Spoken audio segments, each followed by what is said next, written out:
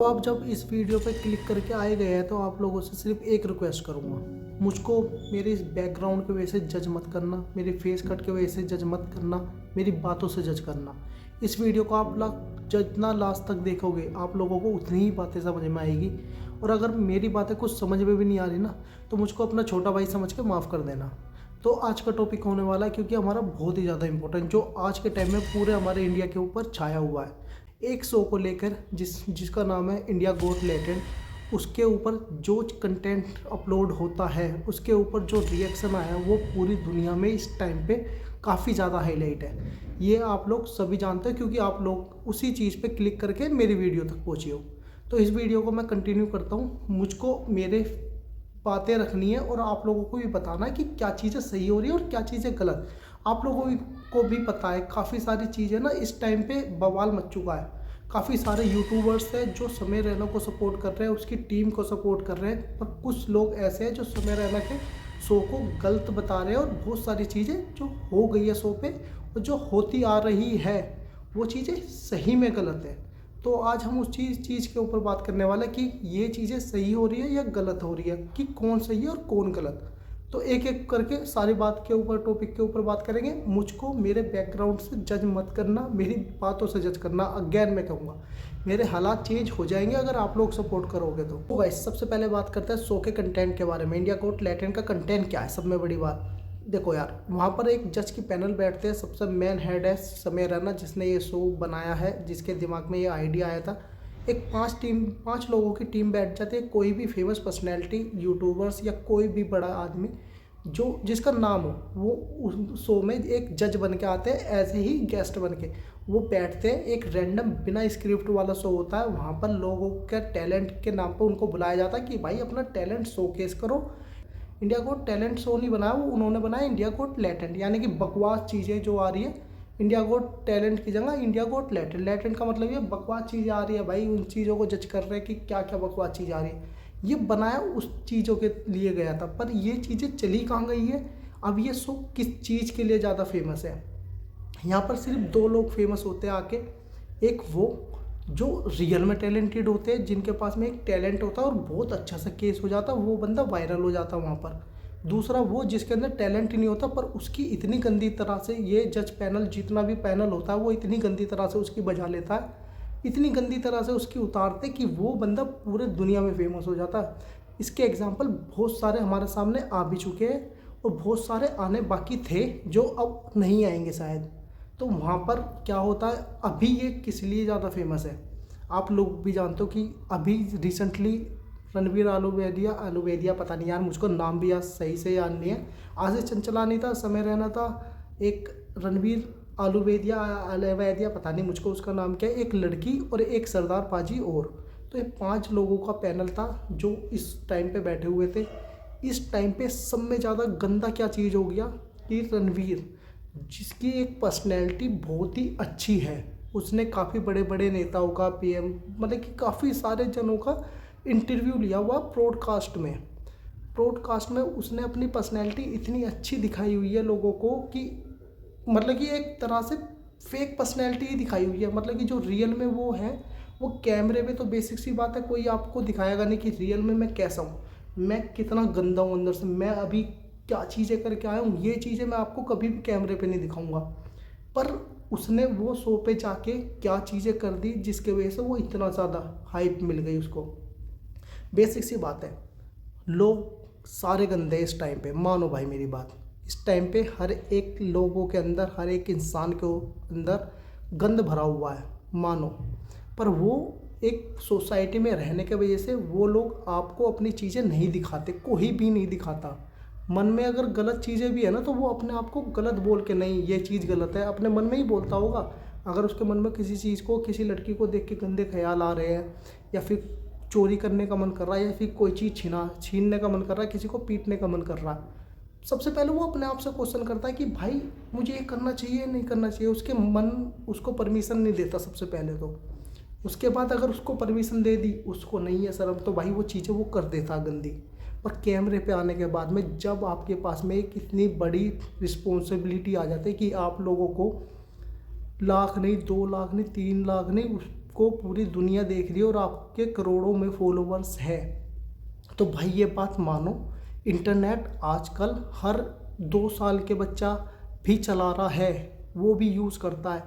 बच्चे, मैं मानता हूँ कि आपकी एक ऑडियंस है, मेरी कोई ऑडियंस नहीं है अभी, मुझको नहीं पता कि मेरी किस एज के लोग बाग मुझको फॉलो करते हैं, पर मेरी एक रिस्पॉन्सिबिलिटी क्या बनती है उनके लिए कि मैं जो भी चीज़ बोल रहा हूँ उनको समझ में आती है। चलो मैं मान लिया मेरी एक ऑडियंस है जो गाली गलौज पसंद करती है, जैसे कि समय रैना की एक ऑडियंस है जो गाली गलौज पसंद करती है, जिसको डार्क कॉमेडी पसंद आती है। रणवीर आलूवेदिया की, उसकी जो भी आलूवेदिया साड़ा जो भी है उसका नाम, उसकी एक वो है ऑडियंस जो उसका एक अच्छी साइड पसंद करती थी, लोगों का इंटरव्यू लेना, जैसे कि बड़े बड़े नेताओं से उनकी बातें पसंद करनी, तो उसकी एक ऑडियंस वो है हमेशा से। बड़े एज में बड़े भी होंगे, छोटे भी होंगे, पर समझदार ऑडियंस होगी उसकी। समय रैना की गंदी ऑडियंस है जो डार्क ह्यूमर पसंद करती है, मतलब कि क्रीपी, एक तरह से क्रीपी चीज़ पसंद करती है आज की जनरेशन के लोग, यानी कि मतलब कि गालियाँ वाली लोग, यार समझ जाओ। पर अब मैं इंटरनेट पे आप लोगों को कुछ बोल रहा हूँ तो भाई देखो, बेसिक सी बात है, सिंपल सी बात है, मेरी ऑडियंस पे ही मेरी बातें नहीं जा रही। अगर मैं बोल रहा हूँ कुछ भी आपके थ्रू या फिर रैंडमली, यूट्यूब आपकी ऑडियंस तक ही नहीं पहुँचा रहा। आपकी ऑडियंस जो भी है, उन्होंने अगर वो आपकी बातें शेयर कर दी, उनकी चीज़ों में कुछ अच्छे लोग भी होंगे, बहुत से अच्छे लोग भी होंगे, बहुत से बच्चे भी होंगे जो आप लोगों को देख के इनडायरेक्टली वो चीज़ें सीख रहे हैं। मानते हो ना ये बात? तो इंटरनेट पे सारी चीज़ें अवेलेबल, ईज़िली अवेलेबल क्यों नहीं है? क्योंकि उससे पब्लिक लोग बिगड़ सकते हैं। जुए को हम ओपनली प्रमोट क्यों नहीं करते? क्योंकि हमें पता है जुए की एक लत है, 18+ से ऊपर वाले लोग वो ही खेल सकते हैं, क्योंकि वो अपना कमा रहा। अगर हम जुए को एक पब्लिकली प्रमोट करने लग जाए कि भाई सबके लिए ओपन है, तो बच्चे अपने माँ बाप के पैसे चुरा चुरा के भी खेलेंगे। आजकल आप देखते भी हो कि पबजी हो गया या फिर कोई भी अदर गेम जिसमें ऑनलाइन पेमेंट करी जाती है, उनके बच्चे अपने माँ बाप का क्रेडिट कार्ड चुरा के, उनका पासवर्ड उनको पता चल जाता। आजकल बच्चे इतने तेज़ हो रहे हैं, उनके सारे पैसे उड़ा देते हैं। उसी तरह से आज के टाइम पे भाई, अगर आप लोग गाली गलौज कर रहे हो ना, आप वीडियो डाल रहे हो क्रीपी वाली, तो भाई वो सिर्फ एक आपकी ऑडियंस पे ही नहीं जा रहा जो आपका डार्क ह्यूमर पसंद करते हैं। बेसिक सी बात है, वो उन लोगों के बच्चों के मन पे भी जा रहा है जो उस चीज़ों से लड़ रहे हैं अभी, जिनके मन में गलत ख्याल आते हैं, पर वो उसको दबा रहे हैं, वो दबाना सीख रहे हैं, क्योंकि वो पब्लिक से चीज़ें सीख रहे हैं। पर आपकी चीज़ें देख कर वो क्या रिलेट कर रहा है कि भाई ये तो मेरी तरह ही है, ये तो यही सोच रहा है जो मैं भी, तो मैं गलत कैसे हुआ? तो वो बंदा उस चीज़ को ना गलत कर बैठता है। आपको ये चीज़ समझनी पड़ेगी कि आप लोगों के पास ना बहुत बड़ी रिस्पॉन्सिबिलिटी होती है यार। जब हमारी कोई ऑडियंस होती है ना, तो हमारा पैसे ही नहीं कमाने, हमें उस ऑडियंस तक ही नहीं रहना होता, उससे भी आगे ना बढ़ना होता है। उसके साथ में रिस्पॉन्सिबिलिटी भी बहुत ज़्यादा चीज़ होती है। आप जैसे हो यार, कैमरे पे जैसे हो, या तो आप शुरू से दिखाओ कि भाई मैं गंदू, जैसे समय ने शुरू से दिखा रखा भाई मुझे डार्क कॉमेडी आती है, मैं वो डार्क कॉमेडी कर रहा, ठीक है। उससे भी पहले एक शो आया था AIB करके, जो बॉलीवुड स्टारों के बीच में होता था। वो शो वायरल क्यों नहीं होता था? उसकी ज़्यादा क्लिप है क्योंकि वो इंटरनेट पे, यूट्यूब पे ईजिली नहीं मिलता था, ठीक है ना। मैंने तो उसकी ज़्यादा चीज़ें नहीं देखी। समय रैना की ही चीज़ें क्यों देख पा रहे यार? एक तो थोड़ा नॉर्मल भी है, सारी पब्लिक तक जा रहा है, प्लस में समय रैना की एक कॉमेडी एक इमेज बन चुकी है, जहाँ पर हमारी जनरेशन के लोग ज़्यादातर मोस्टली पसंद करते हैं उस चीज़ को। मतलब कि हमें नॉर्मल लगता है कि साले जो ये सब चीज़ें कह दिया, ये सब चीज़ें नॉर्मल है, पर ये चीज़ नॉर्मल नहीं है जब तक हमारे तक है, जब तक नॉर्मल है। पर हमारे बहन, हमारे बच्चे, अगर मेरा बच्चा अगर 5-7 साल का है, वो चीज़ें, ये चीज़ देख रहा है, तो वो चीज़ें गलत है। और मैं उससे अब हाथ से यूट्यूब छीन भी नहीं सकता, या फिर क्योंकि मैंने उसे पढ़ाई के लिए दे दिया, इंस्टाग्राम अगर उसे कुछ यूज के लिए ले लिया उसने, यार वो सब चीज़ें ये देख रहा कि क्या कमेंट कर रहा है यार ये बंदा। तो ये वीडियो ना काफ़ी बड़ी हो जाएगी। मैं दूसरे टॉपिक अपने पॉइंट पर आता हूँ कि इस टाइम पे यूट्यूबर्स जो उस शो को प्रमोट कर रहे हैं, उस शो को बचा रहे हैं, अब राजनेताओं के ऊपर सवाल उठा रहे हैं कि डेवलपमेंट अब हो जाएगा, अब हमारे शो तो बंद हो चुका है, इन्होंने इस पे बात कर ली, उस पे बात कर ली। यार उन लोगों को एक बार शिकल देखो उन लोगों की, वो लोग कौन है। सबसे पहले ये चीज़ देखो, सबसे बड़े वो लोग हैं वही जो खुद ऐसा कंटेंट बनाते हैं, जो खुद गालियाँ देते हैं अपने शो में। उनकी फटी पड़ी है कि हमारा शो भी बंद ना हो जाए, जैसे इनका हो चुका कि हम भी तो गाली यूज़ करते हैं भाई, हम भी तो गंदी गंदी गाली देते। यार मैं बहुत सारे बंदों का नाम ले सकता हूँ। सबसे बड़ा तो लक्ष्य चौधरी, लक्ष्य चौधरी को मैं एडमायर करता हूँ, बंदा बढ़िया है, पर उसका कंटेंट भी देखो यार, खुलेआम गाली बकते हैं। यार तुम्हारी ऑडियंस भाई बड़ी है यार, बहुत बड़ी ऑडियंस है भाई, और उस ऑडियंस की वजह से उन लोगों पे भी जाते हैं जो बालक है, जो तुमको फॉलो भी नहीं करते। और आप कहो कि हमने क्या ठेका लेगा, भाई लेना पड़ेगा ठेका, लेना पड़ेगा यार, सोसाइटी में रह रहे हो तो लेना पड़ता है ना भाई ठेका। खुले में अगर तू अपने माँ बाप के आगे गाली बक सकता है, अगर तू अपनी फैमिली में ये बकचोदी कर सकता है ना, तो बात करो यार ये वाली। क्या मैं खुले में अपने माँ बाप के आगे बात बोलता हूँ तो मुझे कुछ नहीं फ़र्क पड़ता। तेरे माँ बाप अगर ऑडियंस में बैठे हैं उसी जगह पर जहाँ पर तेरा शो चल रहा है, तो उस जगह पर जाके गाली बक लेगा क्या। एक बेसिक सा क्वेश्चन मेरा उन सभी बंदों से है जो ये सब चीज़ें बोल रहे हैं। माना कि इतना बड़ा कलेश नहीं बनाना चाहिए, डीजे डिलीट हो गई और उन्होंने इतना बड़ा कलेश बनाया भी नहीं। वो भाई कुछ चीज़ें होती है कि किसी पे तो आवाज़ उठती है। प्रेशर खाली इस शो का नहीं है, उससे पहले भी काफ़ी सारे शो आ चुके हैं जिसमें गालियाँ चल रही है। काफ़ी सारे यूट्यूबर्स ऐसे आ चुके हैं हमारे टाइम पे कि जो गालियाँ ही गालियाँ बक रहे हैं, पर एक शो एक नेक्स्ट लेवल पे पहुंच चुका है जहाँ पर बहुत ही गलत बात हो गई, तो वहीं पे ना वो बांध टूट गया जहाँ पर टूटना था। हर एक टाइम पे हर एक चीज़ नहीं होती कि हर एक जगह पर हर एक बात नहीं उठती।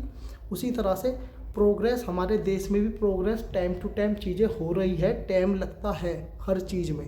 तो ऐसा नहीं है कि अब तुम्हारा एक शो बंद हो गया, तुम्हारे एक दोस्त का काम रुक गया, या फिर बहुत सारी चीज़ें ऐसी होगी जिसकी वजह से मामला ख़त्म हो गया तो तुम लोग ऑब्जेक्शन में ही चले जाओ। नहीं यार, थोड़ा तो कोऑपरेट देखो, तुम्हें को भी करना पड़ेगा। उस बंदे की वीडियो ख़त्म हो गई, उस चीज़ का दुख मैं भी मानता हूँ कि बहुत मुश्किल से चीज़ें बनती है। काफ़ी गंदा टाइम देखा होगा, अब अच्छा टाइम देखने का टाइम आया था तो चीज़ें डिलीट हो गई। पर यार उसमें ना टैलेंट है बंदे में, बिना गालियों के भी काम चल सकता है। और क्या यार, क्या तुमको लगता है, तुम खुद भी बता दो यार कोई भी मुझको, क्या बिना गालियों के चीज़ें प्रमोट नहीं होती। भाई सौरभ जोशी को देखो, बंदा कहाँ से कहाँ पहुँच गया है। जितने लोगों के सालों में व्यू नहीं जाते ना वीडियो पे, उसके वो एक घंटे एक दिन में ले आता है 30 मिलियन, 30 लाख, 40 लाख, 50 लाख उसके पर डे की वीडियो पे जाते व्यू। अब बताओ यार, तो ऐसा शो की क्या ज़रूरत है जो तुम्हें गालियों से ही मिलेगा। नहीं भाई, और मैं हर एक यूट्यूबर को, हर एक ब्लॉगर को भी बोल रहा हूँ ये बात। एक ब्लॉगर आजकल काफ़ी ज़्यादा फेमस हो रहा है जिसका इंडिया गोट लैटिन पे वीडियो आनी थी, उसमें और भी ज़्यादा हवाबाजी होने वाली थी, और इस गाली को तेरे, क्योंकि उसका तो पूरा करियर ही गालियों के ऊपर टिका हुआ है, पर उसका नहीं आया, वो बच गया। तो भाई ये ना पैबाजी मत करो, हर चीज़ का टाइम होता है। जैसे हमें को भी आज़ादी धीरे धीरे करके ही मिली थी, एक टाइम पे पारा चढ़ जाता है। किसी इंसान को आप अगर पोक करोगे, धीरे धीरे धीरे धीरे पोक करते रहोगे, तो एक टाइम पे गुस्सा फूटेगा लोगों का और वो बोलेंगे, और जिस दिन बोलेंगे उस दिन उन बंदों की किलसेगी ज़रूर जिनकी दुकानें बंद होने वाली होगी, जिसका काम धंधा रुकने वाला होगा। तो वो चीज़ें मत करो। हाँ, माफ़ कर दो भाई उन लोगों को भी जिनके इंडिया गोट लैटिन में जिनसे गलतियाँ हुई, क्योंकि हर एक इंसान आज की डेट में वैसा ही है, वो बस दिखा नहीं रहा अपने आप को। मैं अगर बोलने लग जाऊँ, मैं भी गलत बोलता हूँ, मैं भी गलती चीज़ें बोलता हूँ, मैं भी चीज़ें गलत करता हूँ, तो पर मैं आप लोगों को कोई भी शो केस में अपने आप को अच्छा प्रेजेंट करने के लिए नहीं बैठा यहाँ पर। मैं कोई भी आप लोगों को अच्छा प्रेजेंट नहीं कर रहा, ना मैं ये चीज़ का बोले रहा कि हाँ भाई मैं तो हूँ। नहीं, जो हूँ वो हूँ, गलतियाँ करता हूँ मैं भी, पर मुझको मेरी दायरे पता है। मैं ज़िंदगी में नहीं बोल पाऊँगा शायद वो चीज़, मैं अपने दोस्त के आगे नहीं बोल पाऊँगा यार ये बातें।